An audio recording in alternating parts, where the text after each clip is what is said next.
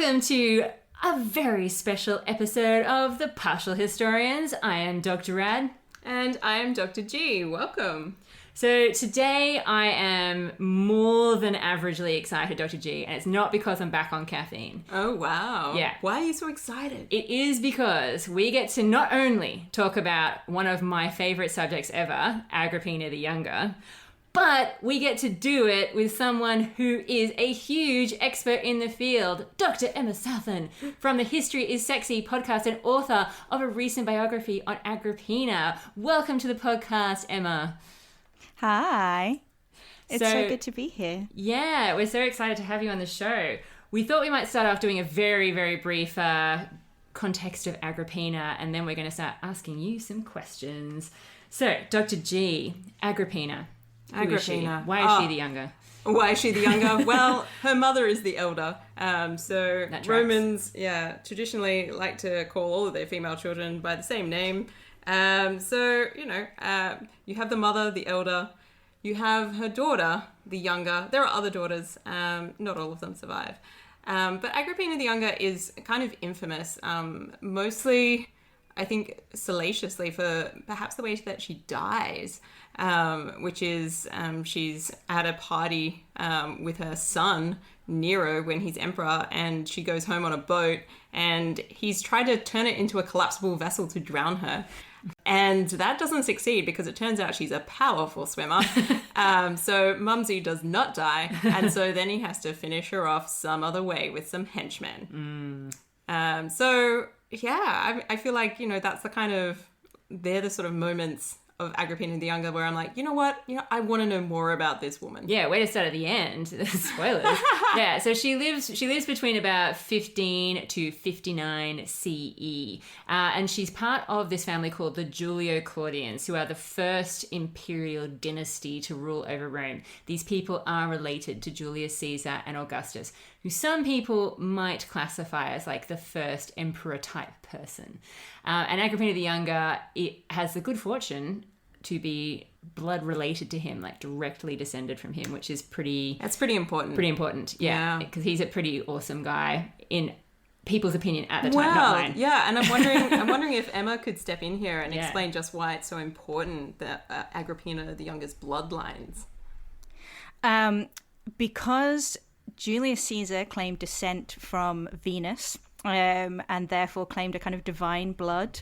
And then Augustus and Julius Caesar were both made into kind of living gods, deus. So they both also were kind of divine, and there were cults to them and temples to them. So by having that blood and being a direct descendant from them, she was kind of semi-divine in a way, or claimed a kind of semi-divinity, because people literally sacrificed and worshipped to her granddad and her great-granddad, which is quite cool.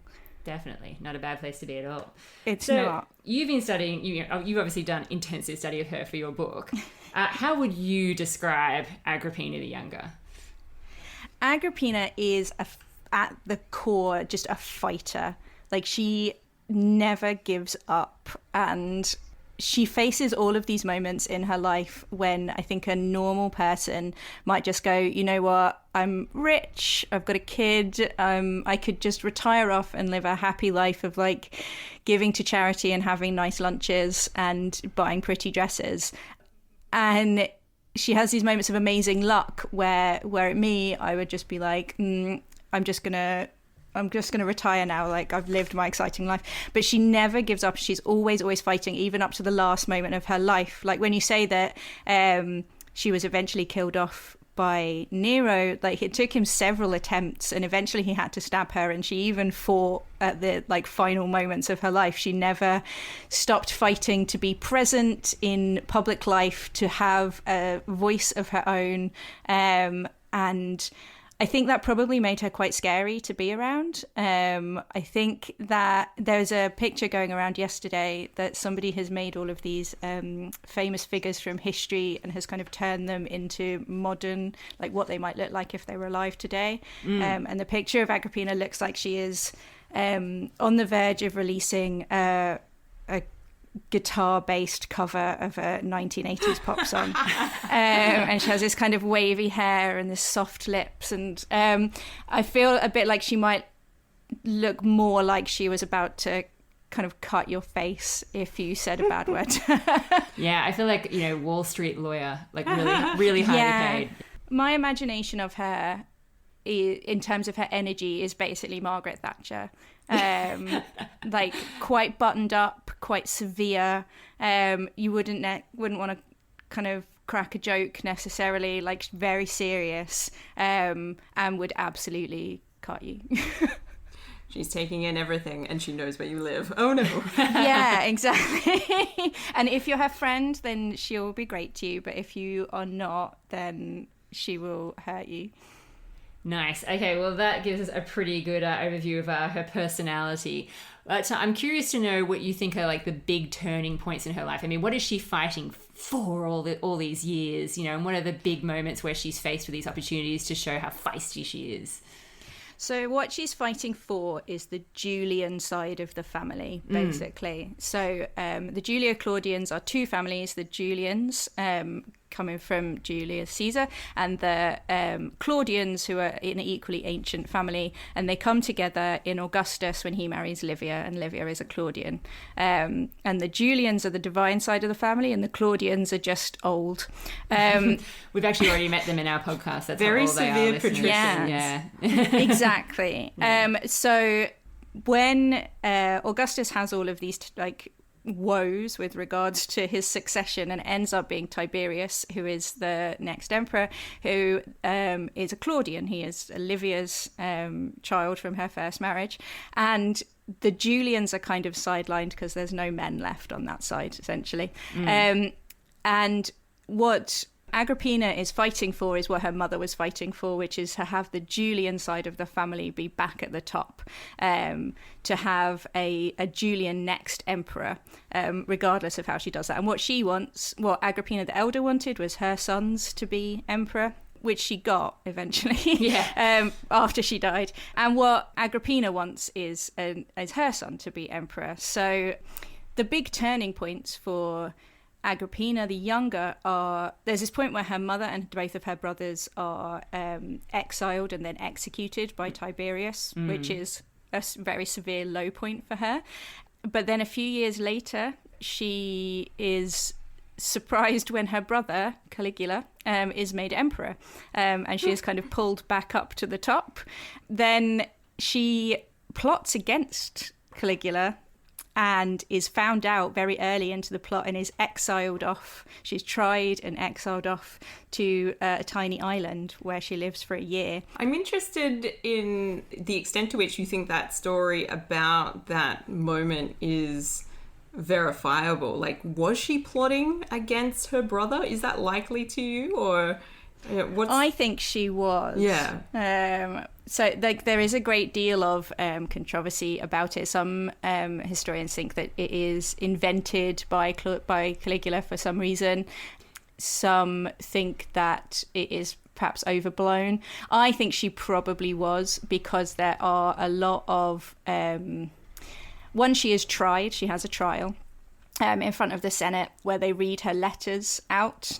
Two, there are a lot of people who go down with her, basically. So there's two brothers who are leading the troops in Upper and Lower Germany, and they both are removed and exiled, and a bunch of politicians go with them as well. And I do think that when you look at how close Caligula was to his sisters, and then how it's not just them that go down, there are a bunch of other people, that I think that she probably was involved in some kind of plot. What the plot was, couldn't tell you. Well, her brother was pretty unpleasant by that stage, wasn't he? He was pretty unpleasant. He was not that much fun, and he had also just had a child. And prior to the birth of his daughter, Nero was the only member of the next generation. So then it becomes kind of a dynastic issue that didn't exist previously, as soon as Caligula has a daughter.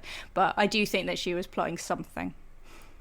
Interesting. Okay, so she goes off into exile, and it's starting to look pretty bleak for her in exile. Caligula's, it does. Yeah, sending her threats and that sort of thing. And I must admit, I personally believe that if he'd lived much longer, she probably would have gone the same way as her mother. But miraculously... Yes. Miraculously, it turns out she wasn't the only person who wanted to get rid of her brother. Exactly, yeah. And he got administered some stab wounds in a corridor. And then her uncle, back to the Claudian side of the family, Claudius, becomes emperor. And this is like the moment of massive luck, really, that it's him and that he immediately undoes what his nephew had done and brings everybody back from exile. So she gets to return to Rome. And this is the moment where I probably would have been like, and kind of she, for a bit, she does like, cool, I'm home, I've got my kid again. She marries this guy called Passienus, who is famous for 2 quips and pretending to be in love with a tree, which is wild. And everybody thinks that this is hilarious, that he like is always pretending to be in love with this specific tree, and he gives it kisses and pours wine on its roots. And it's no wonder Agrippina becomes murderous in her older age. There's suspicion from much later that she murdered this husband, and to be honest, like if that's the kind of thing that he was doing all the time, then you can't blame her that much. I know my students are always very disappointed that the Romans have a relatively poor sense of humour. They have a terrible sense of humour. I agree with them. They're so unfunny. They're kind of like, they're unintentionally funny. Yeah. And it's mostly because they put penises on everything. Exactly. But they're like kind of attempts at jokes are very poor. But so she comes back, she gets married again, she has this kind of low-key life, and then all of a sudden Passienus dies, Messalina, who is Claudius's wife, is executed, and then she marries her uncle, and then the next year is made into the first proper living Augusta and starts appearing beside her husband in public and receiving delegations and putting her name on things, and is suddenly a literal empress. Okay, hold up. Somewhere in there, she married her uncle. She did. This has got to be controversial. It's pretty controversial. Everyone thinks it's really squicky. But the way it's plays out in the sources is very, very funny. So in Tacitus, he kind of outlines it. And it's agreed kind of behind closed doors, obviously.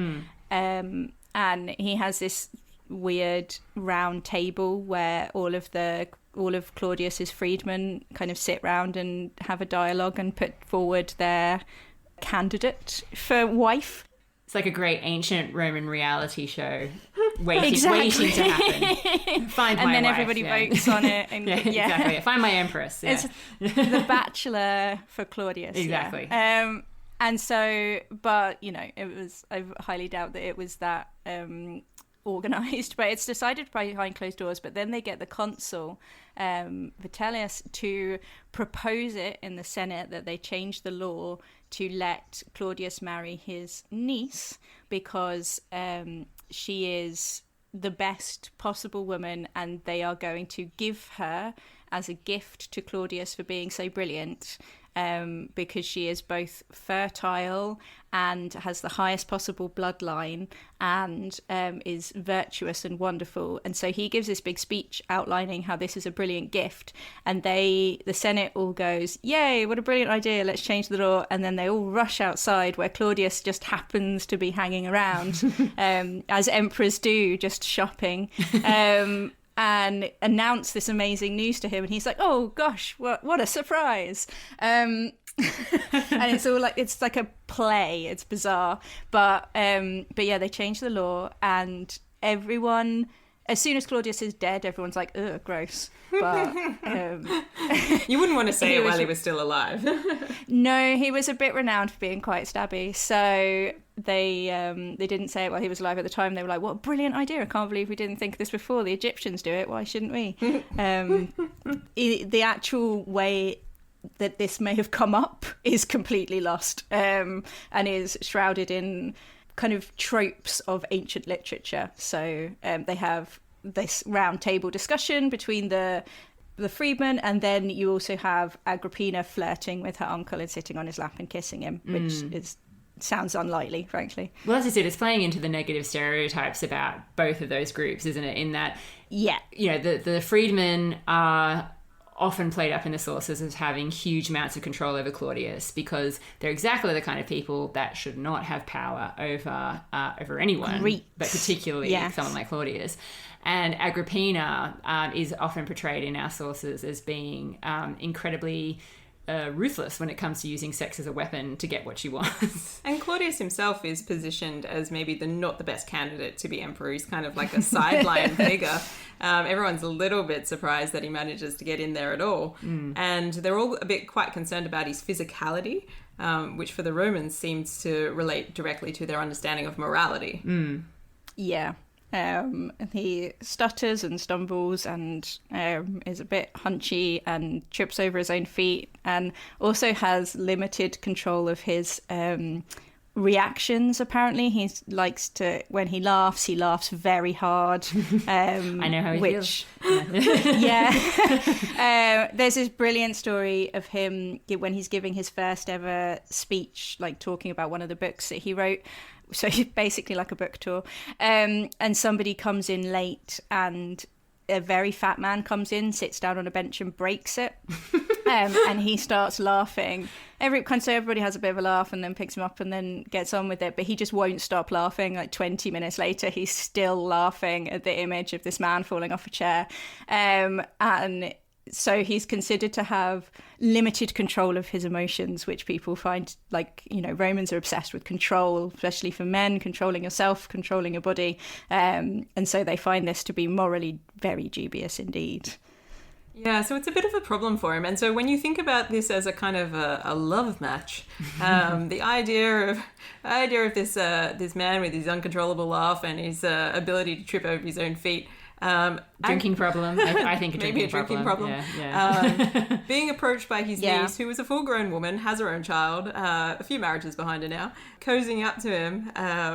The image is just bizarre, and I wonder to what extent we're seeing sort of an invective against Agrippina and kind of women in general who are seeking out a sort of a position of power, and the sort of the tactics that a woman has at their disposal in order to try and make that happen in the constrained circumstances of Roman society. I'm always slightly dubious of it, and I think that there is always, less so these days, but there's kind of that trend to reclaim it as you say, like a woman using what she has. But it always still feels like super reductive, like that is all she has, that she couldn't possibly have persuaded him with her words or her brilliant personality. Like all she has is tits and ass.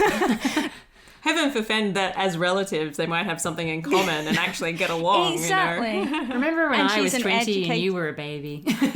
Yeah.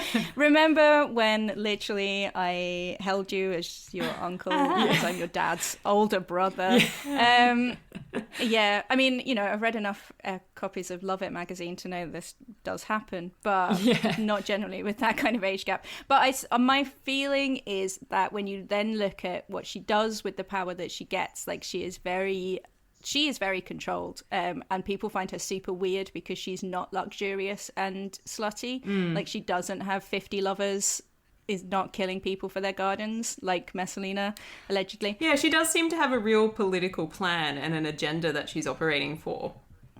Yeah, and she seems to really like politics. Like, the stuff that she does that they find icky is her, like, trying to get involved with the Senate and trying to have a say in how they deal with the Jerusalem problem. Like, she's the thing that she seems to really enjoy and be very good at is diplomacy and negotiation and talking to people and making deals, which obviously Tacitus in particular finds weird. He keeps calling her masculine and like monstrously masculine because she does this, and this isn't what women are supposed to do. Women are supposed to be Messalina. They're supposed to be sex crazed and only want jewelry and pretty dresses, and she just doesn't. And in fact, when Nero eventually becomes emperor and he tries to placate her after they've had an argument, he gives her a pretty dress, she is like, what the hell is this?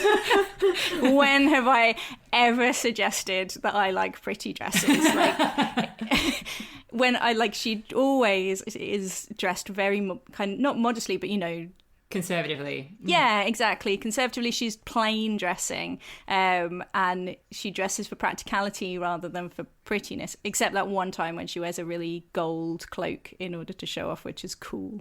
Yeah, and that piece is obviously like a sort of military inspired. Like I always think of like the modern sort of military jackets that women can sometimes wear. I always think of something like that she'd be rocking out. And it's so obviously to draw on, as you say, the kinds of thing that she's interested in, which is power, Yeah. It's a statement piece. It's a real statement piece. It's a gold military cloak, and she turns up at the first attempt to drain the Fucine Lake wearing it, and everybody, Pliny the Elder was there, and he writes about it. He's like, everyone was just amazed at this sparkling gold military cloak. But again, it's a masculine piece of clothing. Like, she plays up on this this idea of masculine power rather than feminine influence, which she has no real interest in. It's really, it's interesting. It's one of those things that's actually always really drawn me in with Tacitus's account in particular of Agrippina. The fact that he does keep, as you say, dwelling on the fact that she's got this real masculine sense to her power and the way that she operates. Do you ever feel, because Tacitus is notoriously negative about Agrippina the Younger, but do you ever feel like he does actually have a sort of grudging admiration for her? Because if she had been a man, she would have been amazing. Yeah. I think that Tacitus is such a misogynist that he just can't see anything but her femaleness. Right, yeah. I think if she had been a man, he would have adored her in the way that he adores Agricola. And he would have written glorifying biographies of her. But because she is a woman, he could only see her as the height of decadence and failure. And his annals are constructed so that she sits there as the great big bad, like the monster that comes to ruin everything. And it's literally just because she is a girl. I think he's kind of obsessed with her in a way that he probably like in the way that misogynists often do, kind of fancies her. Yes. Like, it's a bit like, pulling your hair in the playground because he fancies you. Like, he just goes on about her so much. He's like always thinking about Agrippina. He writes more about Agrippina than he ever does about his own wife. In a way, this is the fact that Tacitus has to navigate this, I think, bespeaks highly to just how influential she manages to become within the constraints of what she faces. So it's like she wants to be involved in politics, and we can see the ways in which she is involved in politics. Like, she does leave a mark, and this means that he can't avoid it. He can't. And he obviously read her autobiography as well, The One Woman to Write One, and he quotes a couple of lines from it. And he is obviously kind of not impressed, but it leaves an impression on him, like a very strong impression. The fact that she was able to write a memoir, which is written in we know it's written in the same style as Julius Caesar's Gallic Wars. Like, the genre is that. So amazing. So it is a genre which and you know how Romans are obsessed with, like, all the genres have different meters and they use specific terms. Like, so it is a genre that is used to write about politics and war, and only those two things. And she writes about her own life. And then the two extracts that we have from it, one are about her mum crying, and the other one is in Pliny and is about her talking about how Nero was a breech birth, which are the two most intimate things that we know about Agrippina the Elder and the Younger. And so she is using this very masculine genre, this public genre of politics and war, to write about female bodies and female lives, and female feelings, which is, like, incredible to me. And beyond gutted that we don't have it. Yeah, it kind of blows your mind, because it's like, we just want to have this document. It's got to be somewhere. It must, I know, and you know that when they're eventually going to pull out all the stuff from Herculaneum, and it's all going to be just bloody Platonic philosophy that we've already got. I know. I keep my students going with the hope that maybe Agrippina's memoirs are in there, but I deep down I know that they're probably not. You know how like everybody has like one trashy romance novel somewhere hidden on their shelves, no matter how highbrow their shelves otherwise are. Maybe he just had one copy. You gotta hope. I mean, given the time period, like it's possible. It's definitely possible. It is. Yeah. I think she does, and she obviously does leave this big impression on later Romans. Like she's not forgotten at any point. She is still the things that she does. So she's very close with one of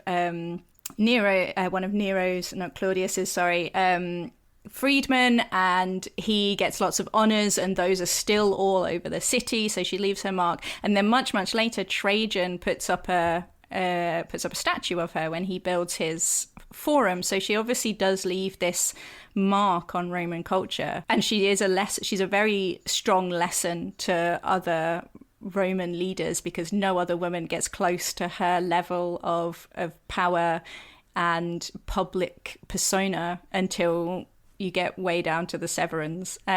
So she does have this cultural influence that is almost lost to us now. Well, she is so pivotal, I think, as you say, in Claudius's life, and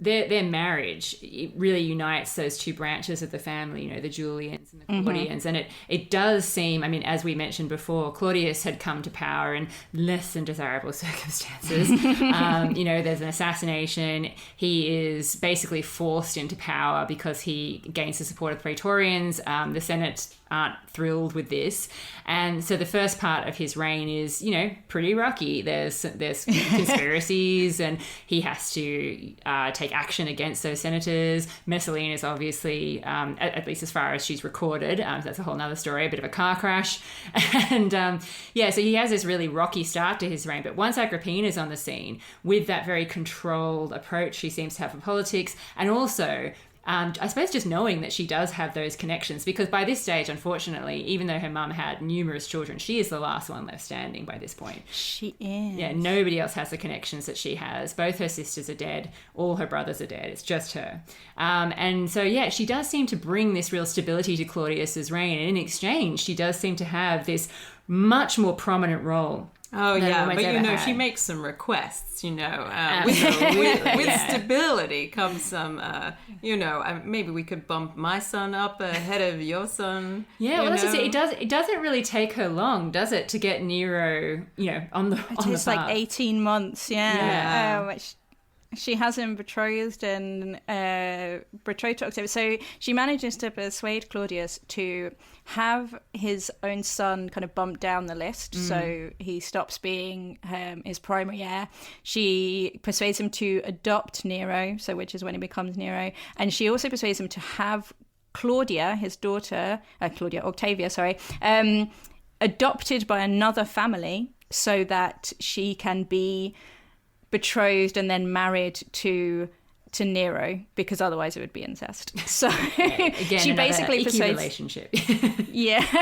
She persuades him to basically get rid of both of his biological children and put all of his energy into Nero, by basically saying, look, Nero's older, Nero is the only male direct descendant of Augustus, Nero is where your energies need to be, and this is going to be the easiest succession, and also I want it. So. And I can just imagine her saying things like, look, we all like Britannicus, but let's face it, who's his mother? We can't have that, can we? You know, what's that going to lead to? Exactly. He's fine, but he is only 8, and whereas Nero is 14. Look at how good he looks in his tiny little uniform. He's about to put on the toga of manhood.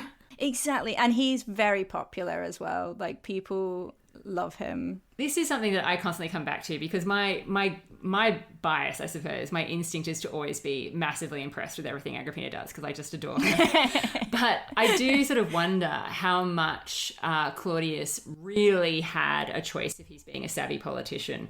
Because with someone like Nero running around with his popularity, being older than Britannicus naturally, with an ambitious mother like Agrippina, with the blood connections that they both have, I mean, did Claudius really have a choice apart from to bring them into his family and promote them? Because if he hadn't, wouldn't it have been a big risk to leave them out there floating about for some other ambitious family to snap up? Absolutely. And it's kind of hypothesized that this is what sets Messalina off. Because Agrippina, between coming back from exile, she gets married to Passienus. He goes off and is governor of Asia. So she goes with him. And then she's kind of quiet for about 4 years. Like, she is just chilling wherever she is, staying out of the way. But then they have these big games to celebrate 110 years since Rome was founded, even though it's only been 67 years since the last one were held. So they have to show up as members of the royal family for that, and the crowd goes absolutely wild for them. They really pity Agrippina as the last member of her family standing, because every other single member of her family has been, apart from Drusilla, has been murdered by an emperor. And they also have so much sympathy for her. They love her. She's the daughter of Germanicus, the great general. She is the sole remaining member of Augustus's family. They love Nero, who is kind of just coming into his teenage years and looks adorable, and so they go absolutely wild for her, and they do not go wild for Messalina and Britannicus. They're just like, yay. To be fair, they didn't know that Nero was going to get a chin beard in like 10 years' time. They didn't. They could never have known, or that he was going to force them to listen to quite so many of his songs. No, that's right. Yeah, so basically I suppose the next big turning point is that, after she gets all these honors and, everything happens for her in Claudius's reign, we then have this big turning point in 54 when Claudius dies. And yes. The big question, of course, is did she do it or did someone else? See, I go back and forth on this all the time. Yeah. But my general, where I still stand, what I said in the book, and I still stand it, is that every single source, like every single one of them, including Pliny, who is contemporary, says that she murdered him. There are with every other emperor who dies, there is a kind of a standard version of events, which is that he just mysteriously dropped dead, and then a secret version, which is that he was poisoned. Whereas with this, the standard version of event is that he was poisoned, and there's no secret version that he just happened to die of liver failure. Yeah. Every single one of them is like, oh yeah, she killed him. So presumably she did that because there was some potential threat perhaps to Nero with Britannicus getting a bit older, or Claudius just wising up a bit perhaps. He seems to be, so he's kind of hitting 14, 13 and is about to get his toga of manhood. And Tacitus is writing in a very literary style, but he basically suggests that Nero is beginning to have a competitor in Britannicus, that Claudius is starting to look at Britannicus and say, oh, look at my son. Maybe my son could be a co-emperor. Maybe my son could also have this nice thing that maybe he could be prefect of the city of Rome, which is what Nero is at 14, which is ludicrous. But and Agrippina's like, no, we had an agreement. I'm just going to have to get rid of you. So This has gotten awkward quickly, my husband. Yes, and obviously she can't talk him out of it, or has failed to talk him out of it, or has decided that she just can't be asked to talk him out of it anymore. He is getting on anyway. Yeah. I feel like it has to be kind of desperation, because Nero's clearly not ready. But she miscalculates this one pretty badly. But I think that she does do it. I think she poisons him. She gets some mushrooms, a particularly succulent mushroom, puts some kind of poison on it, and has him dead within a couple of hours. And then she does this spectacular job of stage managing events in the aftermath of Claudius's death, so that she's sort of saying, oh, he's fine. It's very Weekend at Bernie's. And yes, it is. Yeah. Everything, he's all right.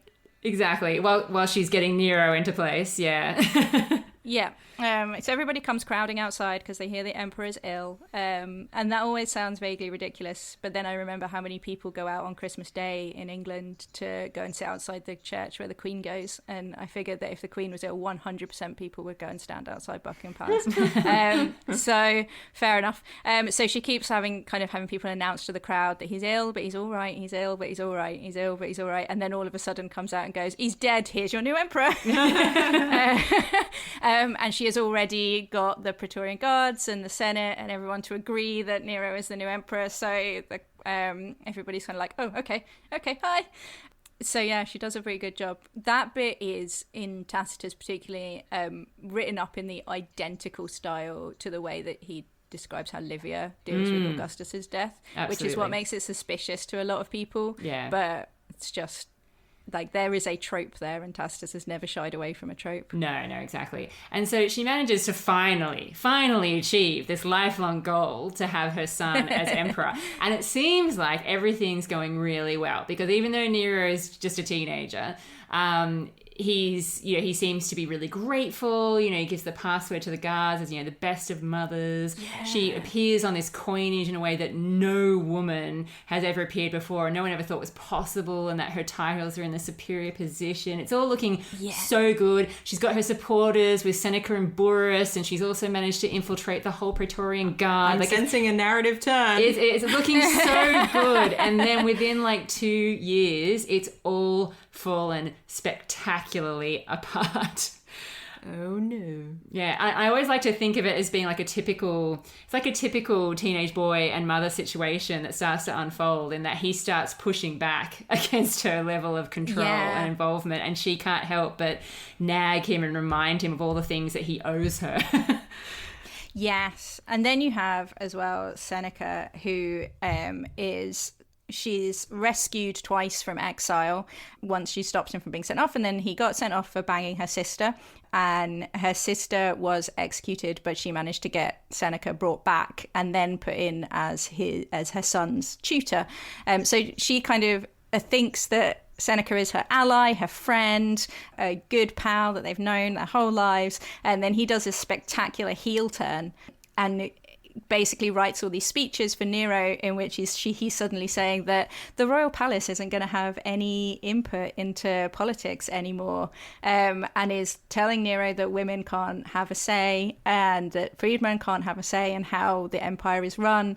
And then there is this moment where an Armenian delegation comes to Rome to ask for some help, and for the previous few years, Agrippina has been receiving delegations alongside Claudius, and so she kind of expects that she will be receiving this delegation alongside Nero too, because why wouldn't she?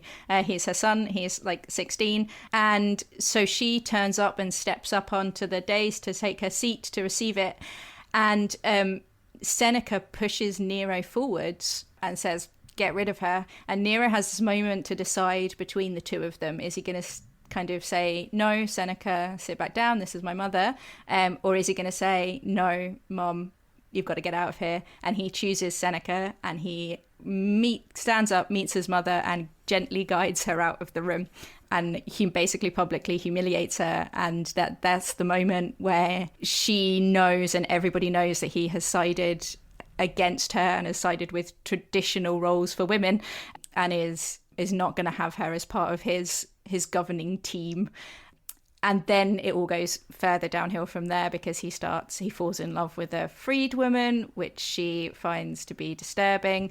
And they have massive arguments about that, when Seneca is in the background saying, oh, hey, if your mum's causing a problem, you can use my house. Yeah. Gross. Exactly. Such a heel turn. And then they have he's not very nice to Octavia, and Agrippina really likes Octavia because she seems to be lovely, and then they're just constantly having fights over stuff, and everything that Agrippina tries to do, Nero gets in the way. Everything that Nero tries to do, Agrippina's saying, don't do that. Their relationship falls apart somewhat, and this is when he gives her a pretty dress, and she is like, what? Yeah. Get out of here.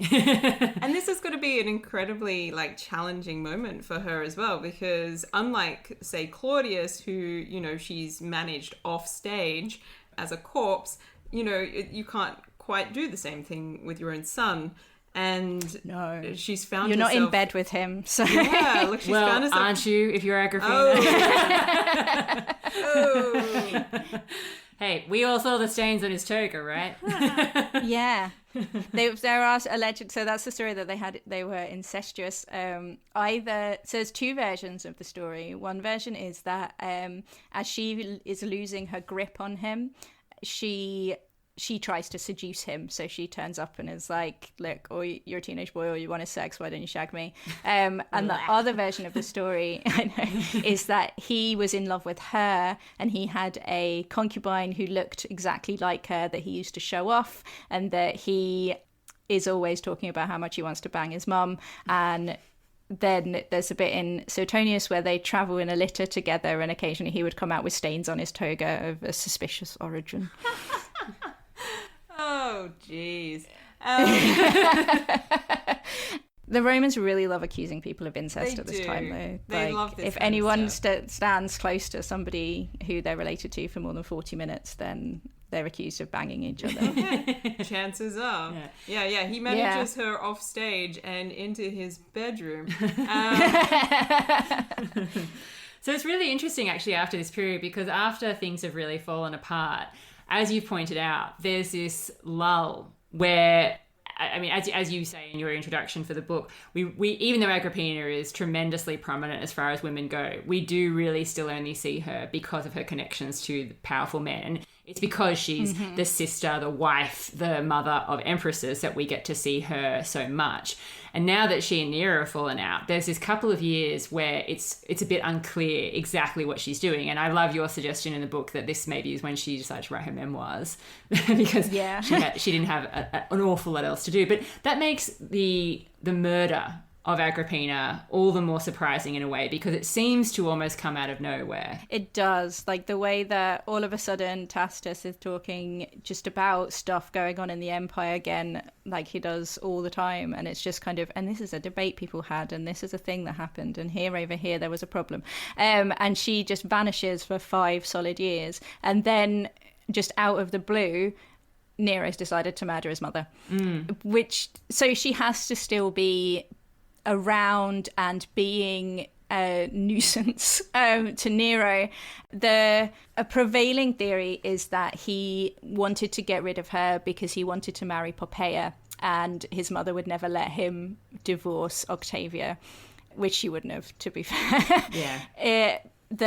He never liked Octavia. Octavia seems to be a nice girl, like a perfectly nice girl, and he is not a nice boy. No. So and so that is a very popular theory. It's a popular theory at the time, and it's still quite a popular theory. But obviously, if she is not going to allow him to marry Octavia, then she's still very present in his life. She's still present in Rome. The fact that he tries to several times to make it look like an accident, because he doesn't want to lose her popularity. He doesn't. What he wants is for her to die of quote unquote natural causes, so that he can then be the mourning son of the beloved mother, and he gets to have his cake and eat it. And also, there is a suggestion that he asks Burrus to just go and give her a quick stabbing, and Burrus says no member of the Praetorian Guard is going to kill the daughter of Germanicus. They are more likely to turn around and stab you. So she obviously still has this presence in Rome, this popularity. She's still there. And the empire is, this is speculation, but the empire for those few years is running pretty well. Like, there's no great problems. Everybody's pretty happy. No one has tried to stab Nero. And everyone seems to be pretty grand. And I feel like that's probably her, and not that Nero was particularly good between the ages of like 17 and 21. So I think that's her kind of chilling not doing the public stuff, but behind closed doors is still, you know, meeting with senators and saying, well, all right, well, if we do this and maybe if you put this person in this position, then that would be a good idea. And rather than trying to do the public thing. But she's obviously still there, still a powerful influence, because otherwise he wouldn't bother to murder her. He would just do what he wanted. Oh, and there's no way that she's going to be, like, easily murdered either. It's just not in keeping with anything to do with her character. You know, this is not somebody who's going to gently go into the night. My favourite thing is that he tries to poison her and then discovers that she takes antidotes every day. I know, so bizarre. Well, see, I think the thing that always stands out to me, of course, is like the famous death scene that we started with, where once the collapsible boat has failed to kill her, and she's managed to make it back to shore and make it back to where she's staying, and then he sends, she sends the messenger to him saying, "Don't worry, I'm okay," trying to play it cool, like she doesn't know what's going on. And in return, he plants a sword on her messenger and claims that, assassination, I've got to kill her now. And that when the henchmen arrive at her house and she realizes, finally, there's nowhere left to run. She's played every card she has. She does the whole strike here and points at her womb and has this badass death, which is in such contrast to someone like Messalina, who was, like, ouch, the sword, it hurts. Yeah. So she, in Southon, they burst into her bedroom where she's sitting. She's kind of hurt her shoulder. She's just swum from a sinking boat. And she says, she knows the guy who has come because he hates her. He's from the Navy. And she says, if you have come and to say that my son has told you to kill me, then I don't believe you. He wouldn't do that to me. And so they hit her on the head and she falls over, and then she gets back up again and says, fine, strike here, and then points at her womb, and then they kill her. And you're just like, such a badass death. Yeah. Well, and the aftermath is crazy as well. Like, Nero is obviously really nervous about how this is all going to go down, how this is all going to look. Yes. It just goes to show how much, as you say, how much of a presence she must have still have It's going to look terrible. Yeah, it does. There's no getting around that. Murdering your mum never looks good. No.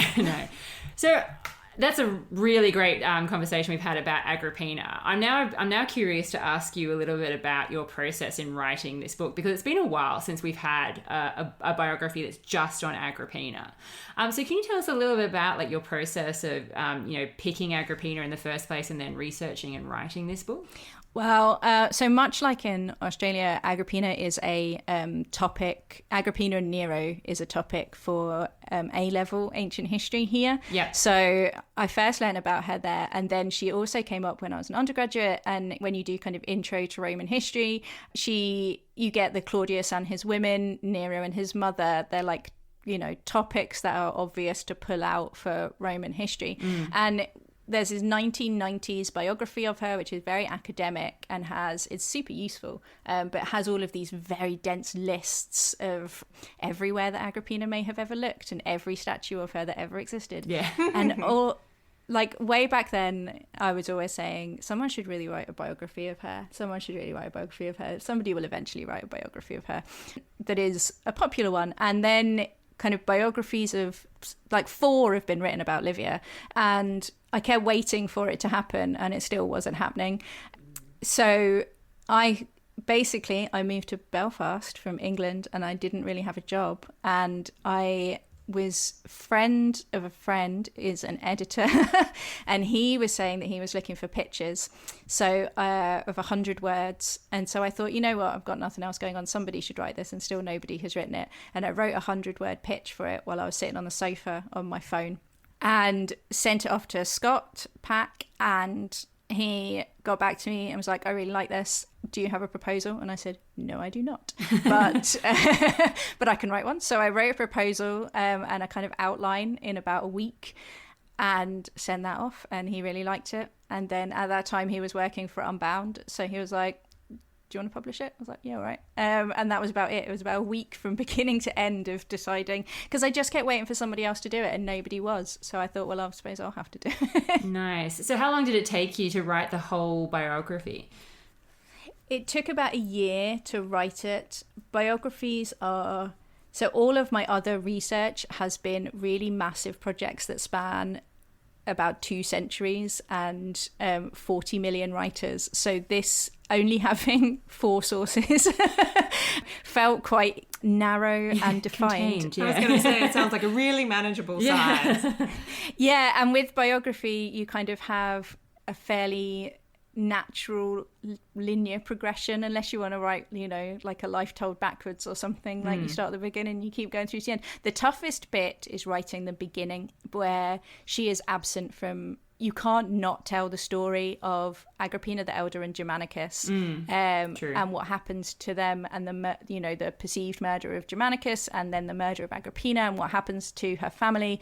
But she is not in that story at all. She exists in one single sentence in all of the sources.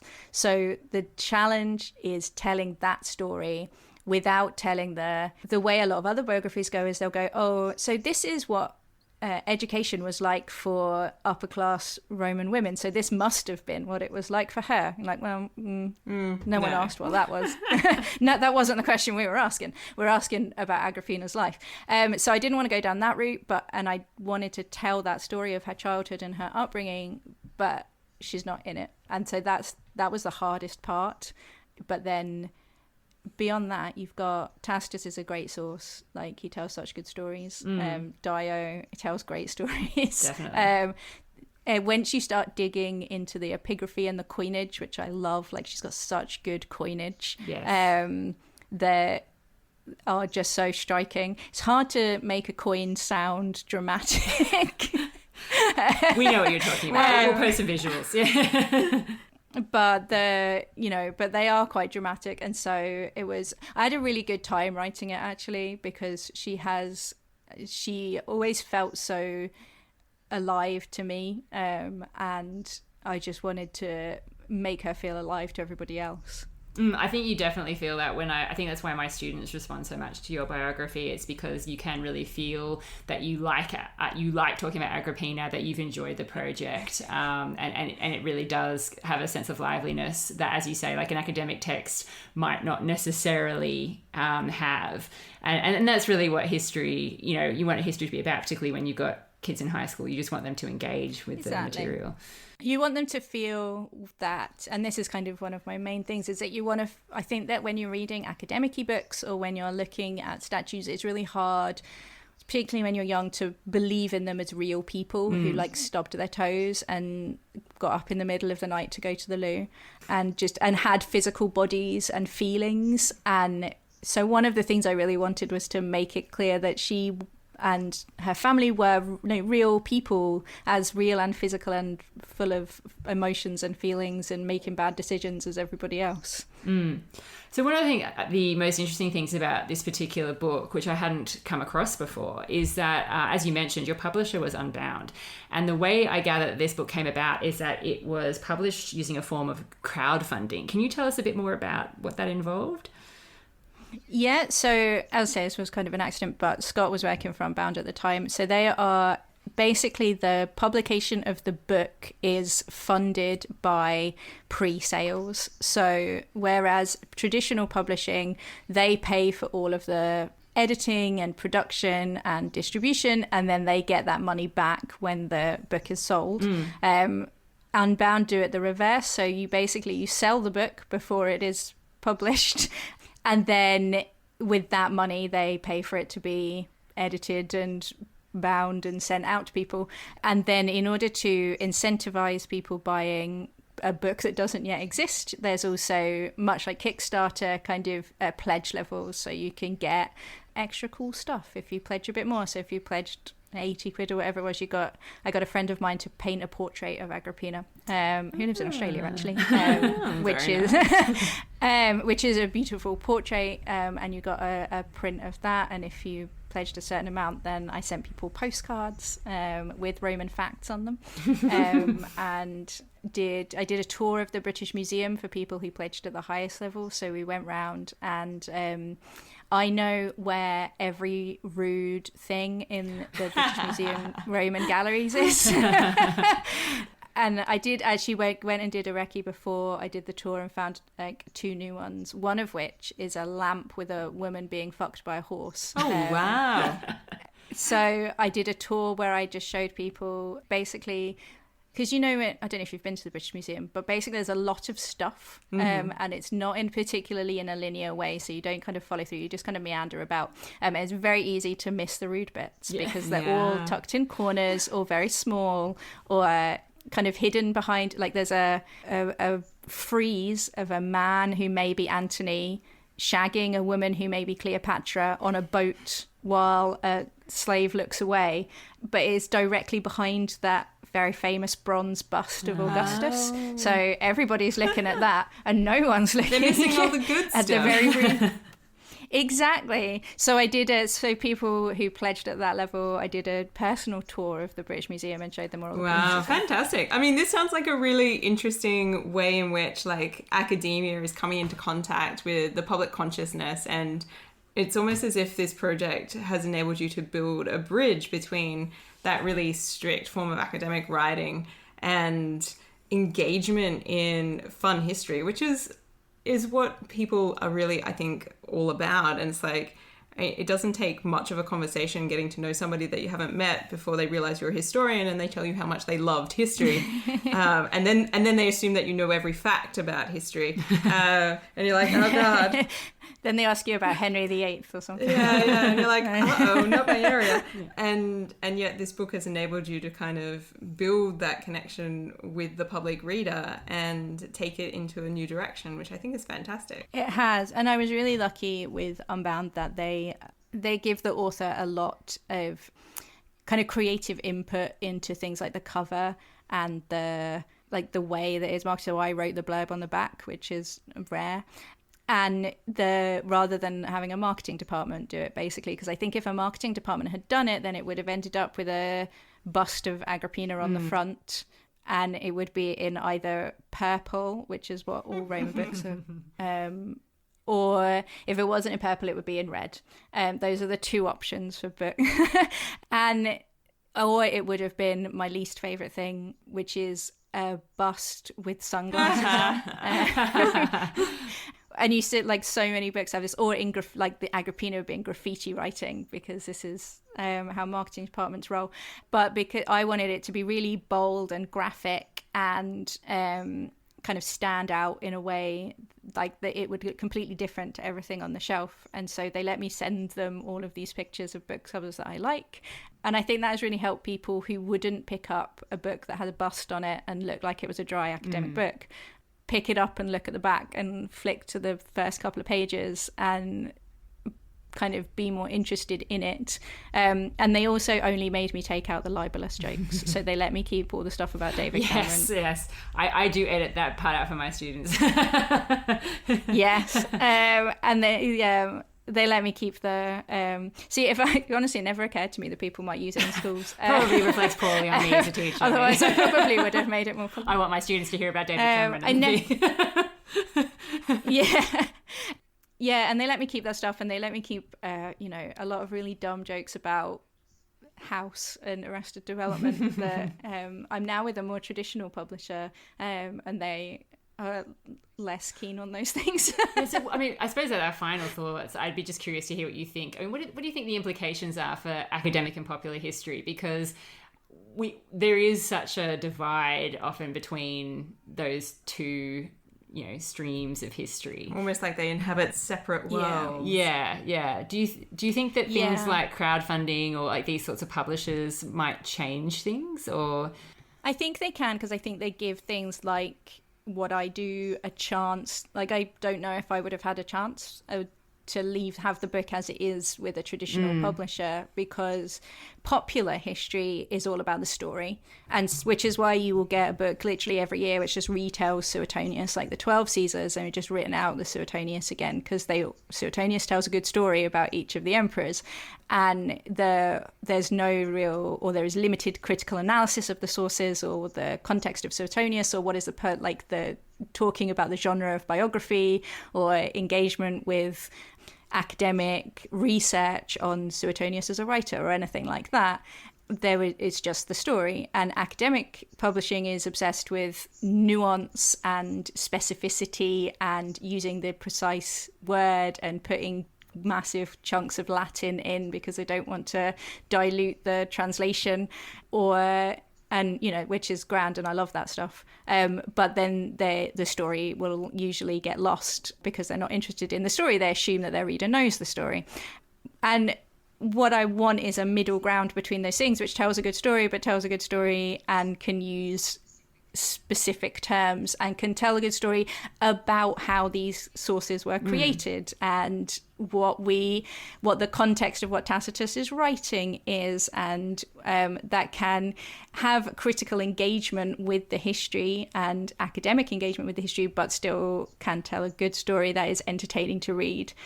And that's a kind of a hard sell that is possible, but things like Unbound, because they are willing to take a chance, because they lose nothing if it fails, basically, allows stuff where you're trying something new and trying something which might or might not work, which it could have ended up that I went completely wrong and it turned out to be not fun enough for readers who aren't historians and not academic enough for people who are historians. I think I balanced it just about okay, but it gave me a chance to try something different, and it seems to have worked out. And I will always be very grateful to Unbound, and I hope that they continue for many years. Well, I like the fact that you could, as you say in your introduction, it was when I got the book, I sort of sat down to read it about a year ago, and when I read the introduction, as you say, after the first few pages, I was like, this is like unlike any other history book I've ever read.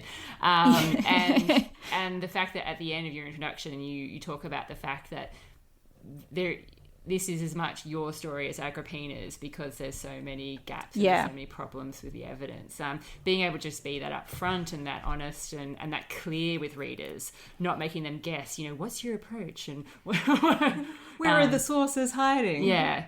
Exactly. And this is always a problem I have with popular history, and why people always ask me if I've read X and Y, because I work in a bookshop. That's my day job these days. And I'm like, no, because so many of them are not upfront like that, and they will have a biography and they will use very like dynamic words like is and was and this happened and X is Y, and you're like, where did you get that from? How do you know this? Who wrote that? Was they 200 years afterwards? And so because I've been a historian for so long, and I'm also a cynic, I'm really mistrustful of things which aren't upfront. So I thought I'm going to be as upfront. I think we've seen that very much with Agrippina. I mean, talking about the big turning points of her life, I mean, so many of them you could interpret it exactly the opposite way, that she didn't kill Claudius, that she didn't have incest with Nero, that she didn't conspire against Caligula. There's there are possibilities even at these incredibly important moments in her life to see it differently. Yeah. So we want to thank you for sitting down and chatting with us, and thank you so much for writing this book. So for readers who are unfamiliar, obviously it will be in our show notes as well, but it's called Agrippina, Empress, Exile, Hustler, Whore, a biography of the most extraordinary woman in the Roman world by none other than Dr. Emma Southon. And Emma is also one of the hosts of a fabulous podcast called History is Sexy. Emma, do you want to tell them a little bit about where they can find History is Sexy? So you can find History is Sexy on Twitter, which is Sexy History Pod, or you can find us on Facebook, which is Sexy without the E, so just SXY, because Facebook doesn't let you put the word sex in the title. But it's Sexy History Pod. And what we do is it's me and my friend Janina, who is a writer. People send us history questions and we do our best to answer them. It's basically stuff that you can't be bothered to Google yourself, or which Google is not answering properly for you. Then we will do the research and answer them for you. Fantastic. Well, thank you again so much, and we look forward to chatting with you when your next book comes out. Yeah, which is not that long now. I'm editing it at the moment. It is called A Fatal Thing Happened on the Way to the Forum, and it is all about Roman murder. Love it. Excellent. Lots of different Sounds murders. juicy. Well, we'll be on the lookout for it. Thank you. Thank you. And thank you so much for having me.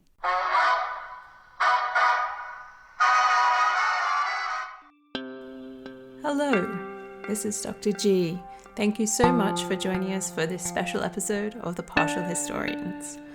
We'd like to send our thanks to our patrons, Adri, Alejandro, Dana, Gunnar, Joe, Justine, Mark, Paul, Roman, Savannah, Sharon, Sean, Tamara, Theodore, and Zara. Thank you so much for your support and helping us to put together the best podcast that we can. Yours in history, Dr. G, on behalf of Dr. Rad and the Partial Historians.